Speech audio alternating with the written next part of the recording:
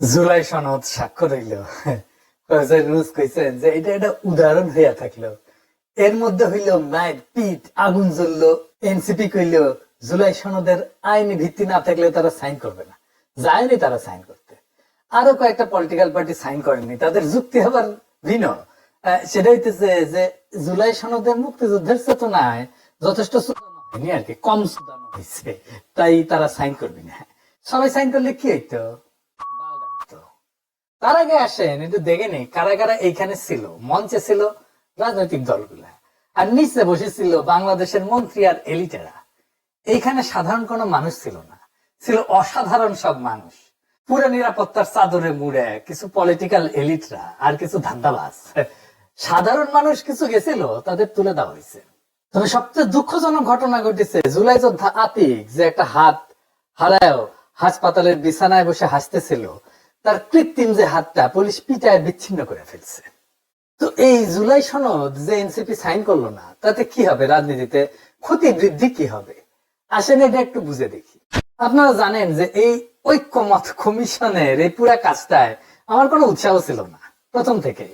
কারণ বাংলাদেশের রাজনৈতিক সমস্যাটা আসলে কি আর কেমনে সেটা সমাধান করা যায়, সেটা নিয়ে এই পুরা রাজনৈতিক ব্যবস্থা, প্রফেসর ইউনূসের সরকার আর কমিশনের বিন্দু মাত্র কোনো ধারণা ছিল না, এখনো নাই। প্রবলেমটাই বোঝেনি, সমস্যাটাই বোঝেনি যে সমস্যাটা কোথায়। তাই বলছি যে পাল্টা হবে এটা সাইন করলে।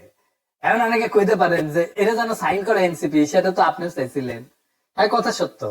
তাইলে একবার আপনি চাইবেন সাইন করুক, আবার কইবেন হবে, দুটা পরস্পর বিরোধী হয়ে গেল না?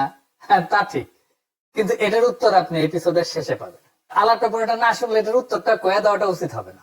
আচ্ছা, আপনি বলেন তো যে জুলাই সনদে আছেটা কি? আইনি ভিত্তি বলতে কি বোঝায়? এটা না থাকলে কি হবে? সবচেয়ে বড় কথা, জুলাই সনদে সবাই ঐক্যমত হইলে আসলে বাংলাদেশের রাজনীতিতে কি পরিবর্তন হইতো আপনি কি দেখতে পারতেন? আপনি কি বুঝতে পারতেন? আপনার প্রত্যেক দিনের জীবনে আপনি কি বুঝতে পারতেন? আপনি একটা ইউনিভার্সিটির কোর্স করলেও তো আগে কোর্সের অবজেক্টিভ দেখেন, যে এই কোর্স করিলে আপনি এই করিতে পারিবেন, এই বুঝিতে পারিবেন, এই জানিতে পারিবেন, কোর্স শেষ করিলে, কয় না? তো এই জুলাই সনদ বাস্তবায়িত হলে আসলে কি হবে বলেন তো? বলতে পারবেন? আমি নিজেই বলতে পারবো না। তার আগে বুঝে নেই বাংলাদেশের মূল রাজনৈতিক সংকটটা কি, তাহলে বুঝবেন যে জুলাই সনদ আসলে করবে কিছুই করতে পারবে না। যে কোনো সমস্যাকে ভেঙে ভেঙে ভেঙে ভেঙে ছোট করে বুঝতে পারলে সুবিধা। কিন্তু শুধু রাজনীতিতে না, সবকিছুতে এটা প্রযোজ্য। বাংলাদেশের রাজনৈতিক দলগুলা যেগুলা ক্ষমতায় গেছে এখন পর্যন্ত, তারা হইতেছে শুলে রাখা আমের মতো, চার পাশ থেকে গুয়ের মাছি এসে বসে। তারা যখন ক্ষমতায় যায় বা যাইতে চায়, হইতেছে না এখন বিএনপির পাশে বসিচ্ছে না। কিছু লোক আছে যাদের কোনো কাজ নাই, কোনো কিছু করার ক্যাপাসিটিও নাই, দক্ষতাও নাই, ক্ষমতাও নাই, চাকরি বাকরিও কোনোদিন করতে পারতো না, তারা এই রাজনীতি করে। একটা সময় ছিল যারা পেশায় সফল লোকেরা রাজনীতি করতো, যেমন মোহাম্মদ আলী জিন্নাহ। সেই সময় লন্ডনের সবচেয়ে বিজি ব্যারিস্টার ছিলেন উনি, প্রচুর ফি। উনি রাজনীতিতে আইসা আসলে পার্সোনাল ত্যাগ করছেন। এই রাজনৈতিক দলগুলো ঠাপ খেতে খেতে খেতে খেতে আমাদের জনগণের জিন্দগিটা ফালাফালা হয়ে গেছে। এই রাজনৈতিক দলগুলোর নেতারা তো আছেই, এরা শুরু করে টাকা কামানো। তাও অল্প স্বল্প হইলে হয়, হাজার হাজার কোটি না হইলে এদের কোটা পূরণ হয় না, স্বপ্ন পূরণ হয় না, খায়েশ মেটে না, ক্ষুধা যায় না। সাথে এসে জোটে ব্যবসায়ীরা আর ধান্দা শুরু করে। কি কি প্রজেক্ট আছে, টাকাই টাকা। আর তো আছে আমলারা, সবকিছুতে টাকা, প্রজেক্ট টাকা আছেই, সাথে প্রমোশন, ট্রান্সফার, পোস্টিং এর ডিস্টিং ডিস্টিং টাকা টাকা টাকা। আর এই যে রাষ্ট্রের রিসোর্স, এদের উপরে দখল, এটাই পলিটিশিয়ানরা ছাড়তে চায় না। এই এত টাকার মধু, এটা ছাড়তে চায় না। একদল যায় খাওয়ার জন্য, আরেক দল রেডি থাকে।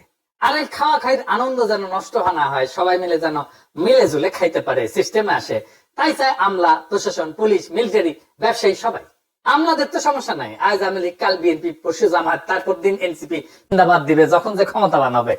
তাই রাজনৈতিক দলগুলো ক্ষমতা ছাড়তে চায় না। আর ক্ষমতায় থাকলে রাষ্ট্র ক্ষমতা ইউজ কইরা কিভাবে যারা খাওয়ার জন্য রেডি হয়েছে তাদের দুর্বল করা যায় সে চেষ্টা করে। সিস্টেম যেন নিজের পক্ষে কাজ করে এটা নিশ্চিত করার জন্য সে রাষ্ট্রের সব জায়গায় নিজের লোক বসায়, নিজের দলের লোক বসায়, অনুগত লোক। ফলে সেখানে মেধা বা যোগ্যতার কোনো দাম থাকে না। রাষ্ট্র তো মেধা দিয়ে চলে না, কে কত অনুগত সেটা দিয়ে চলে। প্রতিষ্ঠানগুলো দাঁড়ায় না। আপনি যতই বজ্র আটনি দেন না কেন, ফসকা করে থেকেই যায়। জিয়াউর রহমান বা খালেদা জিয়া ব্যক্তিগতভাবে সৎ ছিলেন, কিন্তু ওনাদের আশেপাশে তো ধান্দাবাজ কম ছিল না।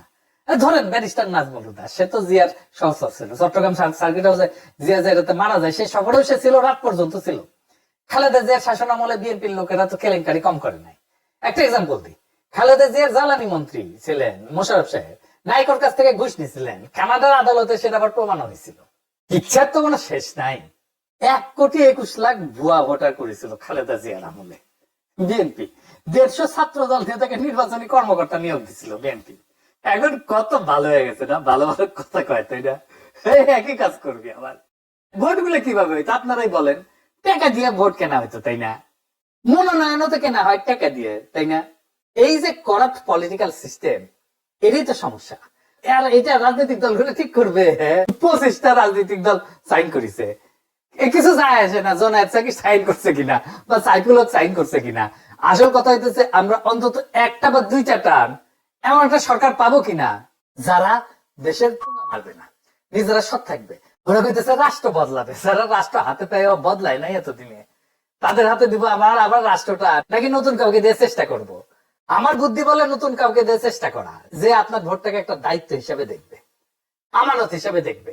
তাদের একবার দেশের দায়িত্ব তুলে দেওয়া যায় কিনা সেটা আমাদের আলাপ করতে হবে। তাহলে আমরা কি ঐক্যমত হবো না কোনো বিষয় নিয়ে? অবশ্যই হবো। তো সেটা কি নিয়ে হইতে পারে, সেটাই ঐক্যমত কমিশনের কাজ করা উচিত ছিল, সেটা করে নাই। এটা কিন্তু বেশি সময়ের কাজ না, 1 সপ্তাহ কাজ করলেই হয়ে যেত, একদিন ধরে ঘষটাইতে হয় না। শোনেন, আসেন আমি বলি কি কি। 1 নাম্বার, যে দল ক্ষমতায় যাবে তারা কিভাবে বিরোধী দলের সাথে আচরণ করবে। তারা কি শান্তিপূর্ণভাবে ক্ষমতা হস্তান্তর করবে, দমন পীড়ন করবে না, ভোটের ফল মেনে নিবে, ভোটকে প্রভাবিত করবে না।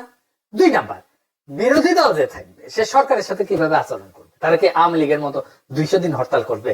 3 নাম্বার, ভারতকে কি আবার আমরা জায়গা দিব, স্পেস দিব, ইন্ডিয়ার সাথে আমাদের সম্পর্কটা কেমন হবে। 4 নাম্বার, ইসলাম প্রশ্নটাকে আমরা কিভাবে ডিল করব, মানে সেকুলারদের কায়দা ডিল করব। এই যে সংখ্যাগরিষ্ঠ মানুষের ধর্ম বিশ্বাস, তাকে আমরা কিভাবে রাষ্ট্র আর সমাজে জায়গা দেব। এই দেশে অন্য ধর্মের মানুষ আছে, এটা বিবেচনায় নিয়ে আমরা কিভাবে আমাদের যে অনন্য বৈশিষ্ট্য সংখ্যাগরিষ্ঠ মানুষের ধর্মীয় বিশ্বাস আর সংস্কৃতি, তাকে আমাদের রাষ্ট্রের ফেব্রিকের মধ্যে ঢুকাবো। 5 নাম্বার, আমরা পার্বত্য চট্টগ্রামে কিভাবে শান্তি ফিরে আনবো।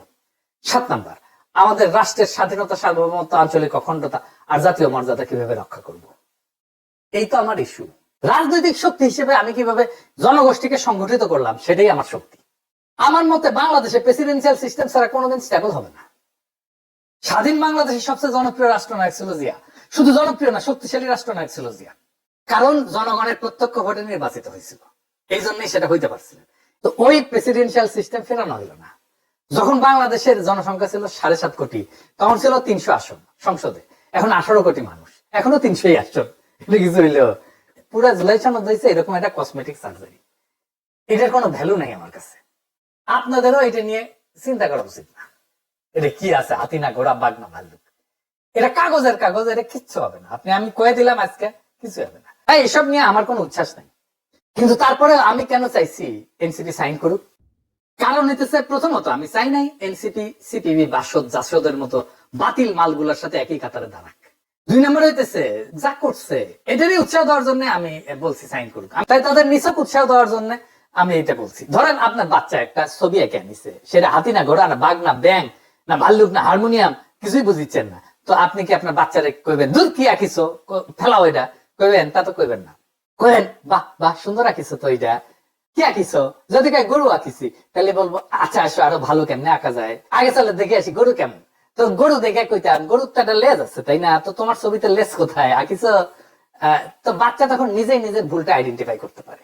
তাই তাদের কইছে যে সাইন করো, যেটুকু হয়েছে সেটাই সাইন করতো, যেটুকু একমত হয়েছে সেটাই হইল, সেটাই অর্জন। মানে আমি কামান চাইছিলাম, পাইছি বাঁশের লাঠি, তো বাঁশের লাঠিকে আমি নিমু না? অবশ্যই নিমু। এটুকুই আমার অ্যাচিভমেন্ট। এটা একটা প্রতীকী গুরুত্ব থাকে, যদিও এনসিপি নিজেদের বাচ্চা বলে মনে করে না, এটা আর একটা সমস্যা, ওরা সবার বেশি বুঝে। তো জুলাই সনদে যে বৈশিষ্ট্যগুলো অন্তর্ভুক্ত করার কথা এনসিপি বলছে, এগুলো লিপিবদ্ধ করার পথে বিএনপি প্রধান বাধা প্রথম থেকে। এই বিএনপির সাথে এই এনসিপি সকাল থেকে সন্ধ্যা পর্যন্ত রাতের পর রাত বিভিন্ন নেতার জন্য সিটের জন্য নেগোসিয়েশন করছে, সবাই জানে। তো এইখানে সততা, নীতি, নৈতিকতা, রাজনীতি এগুলো কই? এগুলো তো নাই। যে জুলাই সনদ নিয়ে তারা একমত হইতে পারতেছে না বিএনপির সাথে, সেই বিএনপির সাথে সে সিটের নেগোসিয়েশন করতে যায় যদি, তাহলে কোনোদিন সে জুলাই সনদে একমত করতে পারবে? কোনদিন বিএনপি ঐক্যমত কমিশনে দেওয়া এনসিপির দাবি মানবে না তো। ধরা যাক একজন শ্রমিক সংগঠনের নেতা সরকারের কাছে ন্যূনতম মজুরি বাড়ানোর দাবি নিয়ে আন্দোলন করতেছে, সরকার তার সাথে আলোচনা করতেছে কিন্তু এখনো সিদ্ধান্ত নেয়নি। এই সময় সেই নেতা সরকার একটা প্রকল্পের কনসালটেন্সি কাজ পাওয়ার জন্য একই মন্ত্রণালয় একজন সচিবের সাথে অন্য ইস্যুতে 10 কষাকষি শুরু করলো। তো তার ফলাফল কি হবে? সচিব এবং সরকার সাথে সাথে বুঝে যাবে যে এই নেতা নিজের দাবি নিয়ে নীতিগত না, 10 কষাকষির জায়গায় আছে। এর ফলে সরকারের কাছে তার দাবির গুরুত্ব এবং নৈতিক ওজন দুটাই কমে যায়। এনসিপির ক্ষেত্রে একই ঘটনা ঘটছে। ভবিষ্যতে এইরকম শ্রমিক নেতা ন্যায্য কোনো বিষয়ে সরকারের সঙ্গে বিশ্বাসযোগ্য আলোচক হিসেবে গ্রহণযোগ্য থাকবে না। একটা বিষয়ে মরাল লিভারেজ বা দাবির বৈধ চাপ তৈরি করতে চাইলে তার সাথে অন্য ইস্যুর একটা প্র্যাগমেটিক বার্গেন মিশাইলে সেটা কাউন্টার প্রোডাক্টিভ হয়ে যায়। এটা নেগোসিয়েশনের খুবই বেসিক কথা। এই জিনিসগুলো বোঝার জন্য একটু বয়স হইতে হয়, মাথার চুল পাকতে হয়। আপনি যখন ন্যায়সঙ্গত দাবি নিয়ে কথা বলতেছেন তখন তার পাশে ব্যক্তিগত বা দলীয় স্বার্থের দরকার বসাইলে পুরো বিষয়টা স্বার্থের বিনিময় হিসেবে দেখা হয়, ফলে কেউ আপনাকে আর ন্যায্য দাবিদার হিসেবে নেয় না।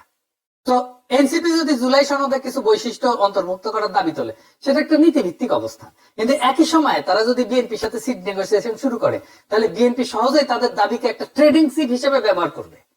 নীতির প্রশ্নটা হারায় যাবে এবং এনসিপির লিভারেজ বা প্রভাব বিস্তার করার ক্ষমতা এটা পুরোপুরি শেষ হয়ে যাবে। তাই হয়েছে। আমি যদি বিএনপি হইতাম আমি একই কাজ করতাম। বিএনপি ঠিক কাজ করছে। ছাত্ররা দল বানাইছে, বিপ্লবের মধ্যে দিয়ে উঠে আসছে, সবারই একটা সফট কর্নার ছিল, এমনকি বিএনপিরও ছিল। আমি 5 মাস আগে বলছি যে এইভাবে চললে এনসিপি কিন্তু ভাঙবে। শুধু তাই না, বাকেরের বামদের সাথে নিয়ে জাতীয় সঙ্গীত গাওয়ার আধিক্যতা নিয়ে বলছি আগে। বলছি যে এটা আজাইরা কাজ, ভোগাবে ছাত্রদেরকে। সালাউদ্দিন সাহেব প্রফেসর ইউনূসকে একটু দামি কথা বলছে কিন্তু, যে আমরা আপনাকে সাপোর্ট দিচ্ছি, কিন্তু সেইটা কন্ডিশনাল। এনসিপি কেও আমি বা সবাই কন্ডিশনাল সাপোর্ট দিই। তারা যদি আমার স্বপ্ন পূরণ করতে পারে তাহলে তো সাপোর্ট পাবে, না পূরণ করতে পারলে হুদাহুদি সাপোর্ট দিয়ে লাভ আছে? সাপোর্টের দাম আছে না? আমাদের সকলের সাপোর্ট, সহমর্মিতা, শুভকামনা নিয়ে তো দাঁড়াইতে পারলো না দলটা। নিজেরা জেনজির প্রতিনিধি বলে দাবি করে, কিন্তু জেনজি প্রজন্ম তাদের বিশ্ববিদ্যালয়গুলোতে প্রত্যাখ্যান করছে।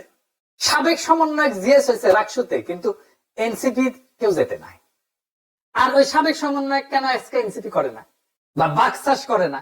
কোন প্রতিযোগিতা পর্যন্ত করতে পারে নাই। তার মানে ছাত্ররা সাবেক সমন্বয়ককে ভোট দিচ্ছে, কিন্তু বাকচাষকে ভোট দিচ্ছে না, এনসিপির লোকদেরকে ভোট দিচ্ছে না। যারা নাহিদদেরকে নেতা মানছিল তারা আজকে শিবিরকে নেতা মানতেছে। পিওর ভুল রাজনীতির কারণে ছাত্ররা মুখ ফিরাই নিছে। তার যে মূল কনস্টিটিউয়েন্সি সেটাও তার সাথে নাই, তাইলে সে আগাবে কিভাবে? আগাইতে পারতেছে না, নাহিদ নিজেই স্বীকার করছে এটা। তাই সামনের সময়গুলো খুব অনিশ্চিত অবস্থার মধ্যে দিয়ে যাবে, নানা আশঙ্কার অন্তর্ঘাতের মধ্যে দিয়ে আগাবে বাংলাদেশের সব পরিস্থিতি। আমরা আগামী নির্বাচনে যেন একটা দেশপ্রেমিক সৎ নেতৃত্ব পাই, সে চেষ্টা করতে হবে। আমাদের এই আলোচনা শুরু করতে হবে। আমাদের এখন লক্ষ্য হবে যা যা অপূর্ণ ছিল এই বিপ্লবে, সেই সব আকাঙ্ক্ষা পূরণ করতে পারবে এমন একটা রাজনৈতিক দলকে ক্ষমতা আনতে হবে। প্রফেসর ইউনূস আর পারবে না, তার কারিশমা শেষ, তার সময়ও শেষ, আর কিছু পারবে না। কি দিতে পারবে দেখে ফেলছি আমরা। যেন বিপ্লবকে আমরা নির্বাচনের পরে পূর্ণ করতে পারি, সেই লক্ষ্যে আমরা আমাদের মনোযোগ দেব। আমরা কেবল অভিযোগ করে বসে থাকলে আমাদের ভবিষ্যৎ কেউ চুরি করে নেবে। বদলানোর শক্তি কিন্তু আমাদের হাতে। আমাদের বিচক্ষণ হইতে হবে, সংগঠিত হইতে হবে এবং নীতির সঙ্গে সাহসী হইতে হবে। যারা রাষ্ট্রকে জনগণের হাতে ফেরত দেওয়ার সংকল্প রাখে তাদেরকে আমরা আজকে যাচাই করব, পরীক্ষা করব এবং ভবিষ্যতে ক্ষমতায় পাঠাবো। সেই দিন আসবে যদি আমরা আজ থেকে আলস্য ত্যাগ কইরা কাজ শুরু করি, নিজে জাগি, মানুষকে জাগাই এবং দেশকে ফেরত আনি, তাহলেই আমরা বেহাত বিপ্লবকে সার্থক করে তুলতে পারবো। সেই দিনের অপেক্ষায় আমরা সবাই আছি। Subscribe and stay tuned. Don't forget to like, comment, share.